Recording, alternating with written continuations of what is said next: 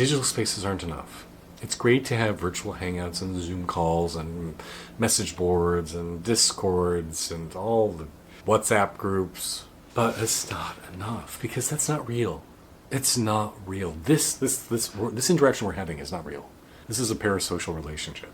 It becomes real when I can feel your skin and smell your body and feel your heartbeat and hear the subtle adjustments of your bones. Virtual interactions are not the solution. We are becoming so much more isolated and unwell because of these devices. Find those spaces where you feel safe and loved, where you feel brave, courageous, accepted, joyful.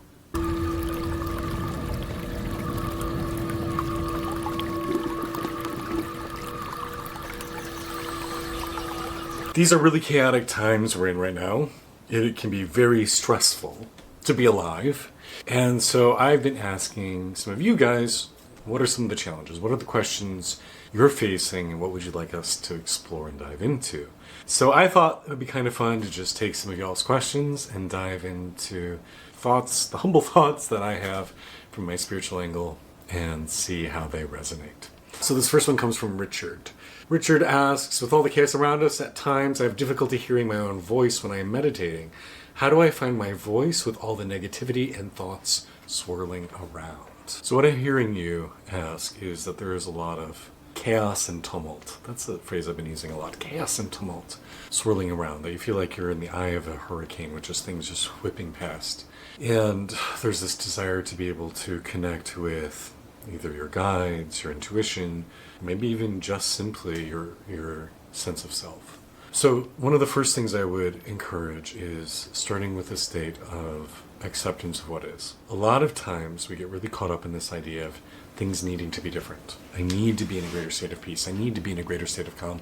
I need to have greater clarity. And while those things can be true, until you accept your given circumstances, it's very hard to create change. It's like there's a force pressing against us. Every action has an opposite and equal reaction. One of the laws of physics. So the more you try to be somewhere else, the more there's a force trying to push you back. So first, start with acceptance. Start with, okay, I'm unsettled. I'm not grounded. I don't feel peaceful. That's the situation I'm in. Let me find peace with that. Let me find peace with the lack of peace. Let me be okay with this feeling of dissatisfaction and ungrounding. And when I can settle into that, something magical starts to happen. We start to actually find the peace we seek. We start to find ourselves shifting. So that would be my first thing, is get comfortable with the discomfort. Then the next thing, around this idea of finding your voice. Sometimes the collective energy of the community around us is so intense that it becomes the dominant feeling or voice in our head. We tend to experience this idea of mind as being a solitary thing, that I have my mind, you have your mind. Many traditions believe that there is a collective mind that we share, and we are each individually experiencing a facet of it. And it's not just us humans. The plants, the animals, everything around us is part of that collective mind. So one of the things I would just encourage you to sit with is, am I having a hard time connecting with my typical sense of self because the collective mind is so agitated right now? When the world is aggravated, we feel it. Because we are not separate individuals. You and I, we tend to think of ourselves as being separate people. But we're not. We are all united. We are all one. We're like a grove of aspen trees. They look like separate trees, but really they're one big old tree. And so it may be normal to feel that because there is such a collective discomfort right now. I will also say that is part of my reason about wanting to move away from Washington, D.C. and replant myself in the country, is to be like, I need more quiet. I need more space. There's too many energetic, aggravated bodies around me. So maybe give yourself a little distance, a little space, maybe turn off the news, disengage from social media, and try to find a little more space. And then the third thing is make sure you are really taking care of yourself right now. When things are difficult, are you finding time to reconnect with something better, something more elevated? A great way to do that is with mantras, with visualizations, connecting with something that is of a higher vibration to help you attune yourself to something more comfortable and more grounded. I like to do mantras in Sanskrit. I like to work with deities of different traditions, because then that creates a structure for my mind to latch onto, so I'm not just bouncing around in my own neuroses or my own confusion. So are you finding that higher vibratory thing in which to latch onto and to rebuild that sense of awareness, selfhood? Take care of yourself. Pull in those higher vibrational energies when things are really chaotic, low frequency, or more disruptive frequency as they are right now. Great question. All right, the next question comes from Franklin. How about balancing our time? Sometimes we have to just cut the news off, cut off the TV and spend time building our positive energy through exercise, prayer, meditation, positive family and friends, reading, etc. Sometimes we over-news ourselves, driving ourselves into depression or anxiety. That's true. To the point that it can affect our physical health. With all the negativity going on in our society and government, we've got to know when to cut the television off or reading every headline and keep our positive energy flowing within ourselves. Yeah, I totally agree with that, and I believe most of us are going through something similar right now. So I'm somebody who historically would check in every day with what's going on. When I was in college, I would read The Economist. That was more of a, I think they were monthly, or maybe weekly.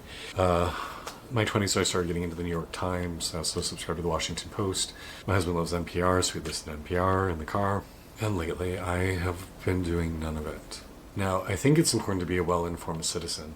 I think that is crucial. And at the same time, there's also a feeling of helplessness. Because in reality, I'm not going to change policy. I'm not going to change the decisions or the actions of people in leadership in this country. Yes, I can go protest. Yes, I can call my senator or congressperson, or at least if I lived in a state, I would, since DC doesn't have those things. But how much difference am I really going to make?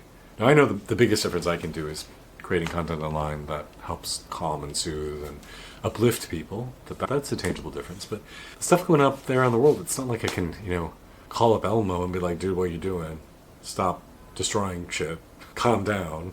I think the ketamine's not helping you, my friend. But that's not really practical. So in those times where it's not giving you anything good, it's not helping you tune in to anything that you can have a meaningful impact on, I think it's totally fine to shut it out. There'll be a time to re-engage, and it's okay for it to not be now.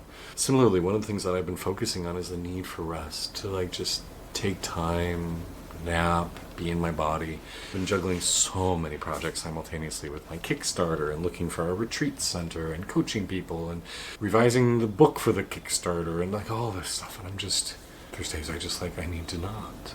I need to not. So it does not reflect ill on you. Take the time and space you need. It's okay. And when you're ready to re-engage with the world, whenever that is, a year from now, a few weeks from now, a decade from now, if we're still here, it's okay. Okay, take the time you need. All right, Aaron asks, can you talk about mindfulness strategies to stay focused on yourself and in the moment? So now this is the second question coming up about talking about sense of self. And something I've been kind of resonating with the last few days is, why are we so obsessed with self? We are such an individualized society. I really do think so much of the societal ills that we're facing right now is because people are so obsessed with self. What does this have to do with me? Why should I pay taxes for someone else's kids? There is no real appreciation of the collective good. And so I just want to just talk about that for a minute. Why aren't we identifying more as being an interconnected species? Why are we not identifying more as being a community, as a collective culture, as part of something more than ourselves? Because research shows us when we become hyper-fixated on self rather than something bigger than ourselves, we go mad. We go crazy. We become depressed and anxious. We need to live for something more than just ourselves. So I know that really wasn't your question, but if you're feeling caught up in things outside of yourself in not a positive way, yes, come back to your breath, come back to the moment, come back to your body, and at the same time, come back to the people you love. Come back to the communities you're a part of. Come back to the people you serve. Come back to those who make up the societal web in which you live and make your life better. Because if we hyper-fixate on self, it isn't solving the problem. And then the other part of the question is come back to the moment. Well, there's nowhere else you can really be except in the present moment. You can't actually be in the future or in the past unless you've invented time travel, which congratulations, good for you. You can only ever really be in the present. It's just whether you're aware of it or not. So once you start acknowledging the fact that you're already there, it's not something you have to achieve, you're already in the present, it makes this a little bit easier. So how do you keep your focus there? Focusing on the breath, focusing on your body, focusing on whatever's before you. And also, I highly recommend, use a mantra. Connect with your higher self. Connect with a higher astral being, a deity. In Sanskrit, there's this term Ishvari Pranadhana, remembrance of your higher self, remembering your astral connections. Everyone has what's called an Ishtadeva, or a special connection to the divine, an aspect of the divine. So if you want to come back to the present moment, come back to the fact that you are part of a cosmic self that is eternal and vast, that exists through all times and all spaces. And when we connect with that larger self, it becomes easier to become present than just connecting on this smaller individualized self. A great question, Aaron. Thank you. Black Manta asks, can you talk about how we can come up with some friendly ideas that our community can use as positive reinforcement to support each other every day, and not just for these next 4 years? Well, building community has been such a focus of my life. It's why I host this huge channel, honestly. It's to find those like souls who want to connect and go deeper. It's why I host in-person retreats, why we're starting a retreat center this year. Is this idea that it's important we create spaces for each other. And I think what's really hard in this digital age is digital spaces aren't enough. It's great to have virtual hangouts and Zoom calls and message boards and Discords and all the WhatsApp groups, but it's not enough because that's not real. It's not real. This interaction we're having is not real.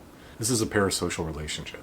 It becomes real when I can feel your skin and smell your body and feel your heartbeat and hear the subtle adjustments of your bones. Virtual interactions are not the solution. We are becoming so much more isolated and unwell because of these devices.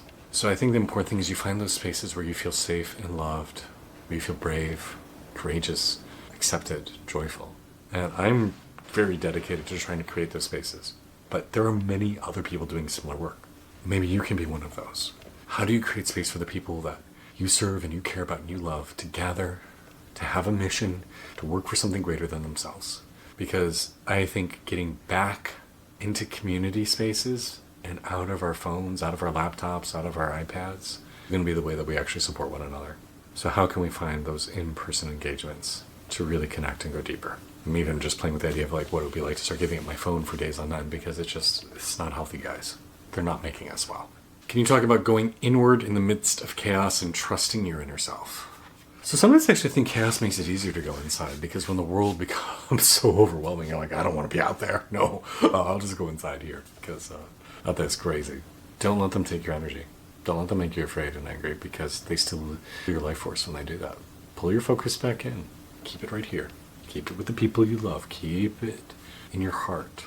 The heart is the hub of all holy places. Go there and roam, said a great saint, Bhagavan Nityananda.